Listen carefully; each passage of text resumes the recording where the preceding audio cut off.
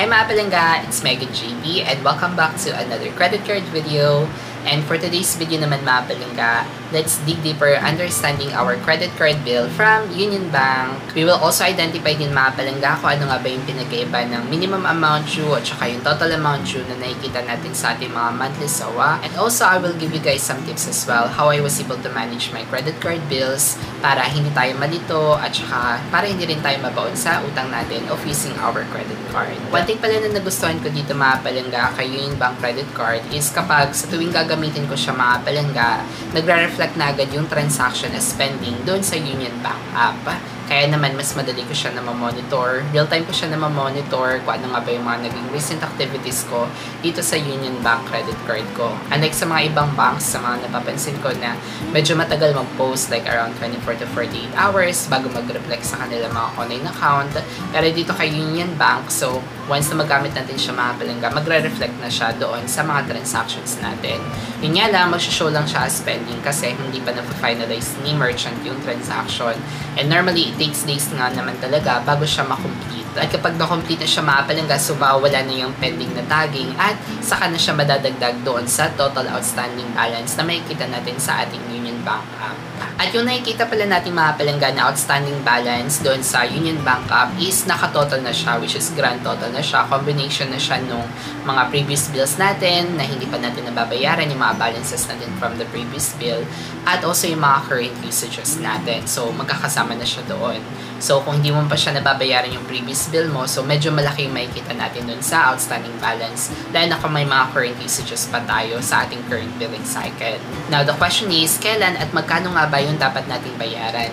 Well, pwede mo naman agad siya bayaran. It's up to you. Kahit wala ka pang statement, may option na rin naman tayong bayaran dun sa app natin. Pero for me mga palangga, to avoid confusions, mas maganda pa rin talaga na guided tayo nung ating recent statement. So, mas maganda pa rin na i-access natin at ma-view natin yung pinaka-recent statement natin kasi doon natin makikita kung ano nga ba talaga yung amount na kailangan na nating mabayaran on or before due date indicated dun sa statement. Kasi baka yung total outstanding balance na nakikita nyo dyan is combination lang siya ng previous statement tsaka ng current statement or yung current bill nyo pa na hindi pa na-generate.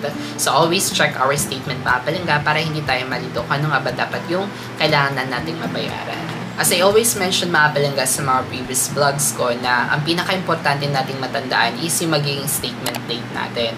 Kasi knowing our statement date, that means alam na natin kung ano yung magiging billing cycle, ano yung mga coverage ng ating usages, kailan natin may expect to receive our monthly bills. So, kaya mas maganda na alam talaga natin kung kailan yung magiging statement date natin. So, sa case ko mga palangga, may statement date is every 15th of the month. So, that means to say, my billing cycle always starts from the 16th of the month and it will close on the 15th of the next month kasi yung statement date is equivalent ng close date ng ating billing cycle. So, currently, yung billing period ko mga palangga is nag-start na siya noong September 16 and it will end on October 15. At dahil nabayaran ko na din yung previous statement ko or yung previous bill ko for September 15, so lahat ng mga nagre-reflect doon sa outstanding balance sa app is yun na yung mga current usages ko with my current billing cycle. At lahat ng mga usages ko mga palangga starting from September 16 is magre-reflect siya sa bill na ma-receive ko on October 15. Now, it's my choice naman mga palangga kung gusto ko agad siya bayaran without waiting for the bill pa or without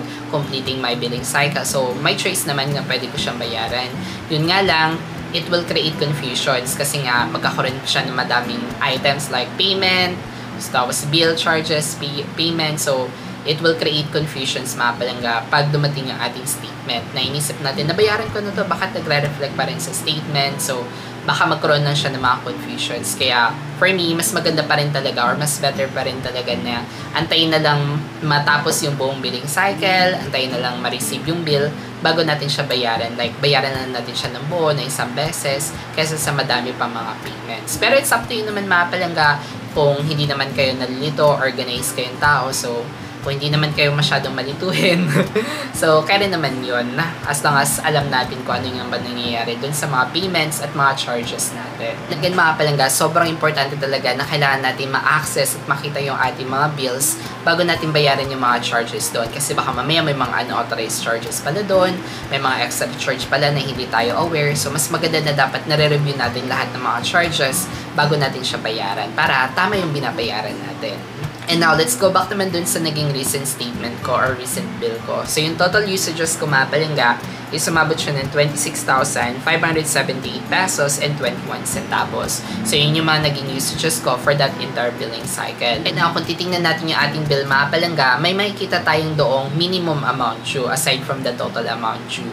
So, itong minimum amount due mga palangga, dito sa case ko, ang minimum amount due ko is 500 pesos. So, para hindi tayo malito mga palangga, itong minimum amount due na to is part na yan ng total outstanding balance natin. So, part na yan ng total amount due. So, kung babayaran ko tong 500 pesos, mababawas itong 500 pesos sa total amount due ko na 26,578 pesos and 21 centavos. And the good thing of paying the minimum amount due then is ma-avoid natin yung late fee. So, on top of our next bill is hindi tayo ma-charge ng late fee kasi nabayaran naman natin yung minimum amount due on or before the due date. At ang monthly late payment fee pa ni Union Bank is 1,500 pesos or equivalent nung minimum amount due, whichever is lower, na mag-reflect o ma-add on top of our next bill. So, kung hindi ko ito mababayaran mga palangga, is magkakaroon pa ng late fee. So, dahil ang minimum amount due is 500 pesos, so yun yung mga consider na amount as late payment fee on top of my next bill pa. Pero, dami pero. Pero, wag tayong magpapalin lang mga palangga dito sa minimum amount due kasi strategy yan ng bank mga palangga para kumita sila sa atin. So, kung yun lang babayaran natin, yung minimum amount due lang lagi yung babayaran natin every month, lulubog at lulubog tayo sa utang sa mga credit card bills natin. Kasi yung interest nun or finance charge is papatungan na ng papatungan yun ni bangko sa mga credit card monthly bills natin. Kaya, wag na wag nating babayaran or wag tayong masanay na bayaran yung minimum amount due. Dapat ang lagi nating mabayaran talaga is yung total amount due. Kasi kapag yung minimum amount due lang, masaya yung bangko mga palangga nga. Kikita sila sa'yo ng interest, kikita sila sa'yo ng late fee in case na hindi man natin mabayaran yung minimum amount due. So, madami mga extra charges na ipapatong si bangko sa atin sa mga next coming bills natin. So, to avoid yun mga palangga para hindi tayo malubog sa utang, para hindi tayo ma-confuse kung ano nga ba yung mga binabayaran natin or ano yung mga charges ni bangko. So, mas maganda na bayaran natin in full yung total outstanding balance natin on or before due date. So, para maging malinaw mga palangga, i-illustrate ko sa inyo yung example doon sa nakalagay sa statement ni Union Bank. So, itong credit card user daw is gumamit siya ng 20,000 pesos. So, yun yung total outstanding amount due niya for her first statement. Tapos, ang binayaran niya lang mga palangga, instead of paying the total amount due on or before due date, ang nabayaran niya lang is yung minimum amount due, which is 500 pesos. So, although mababawas naman yung 500 pesos dun sa 20,000, which is on the next statement, ang remaining balance niya na lang is dapat talaga 19,500 na lang kasi nagbayad naman siya ng 500 pesos. Yun nga lang, dahil meron siyang remaining amount mga palangga or remaining balance na 19,500 at hindi niya nabayaran yun ng buo, so i-interesan siya ni Union Bank ng 3%. So kung 19,500 yun times 3% is equivalent to 585 pesos. So imbes na 19,500 na lang yung kulang niya, nadagdagan pa siya ng 585 pesos dahil dun sa interest on top on her next bill. So in total, ang kanya maging next bill is 20,085 pesos. So, kahit na nagbayad na siya ng minimum amount due, imbes na mabawasan yung total balance niya, mas lalo pa siya nadagdagan on the next statement.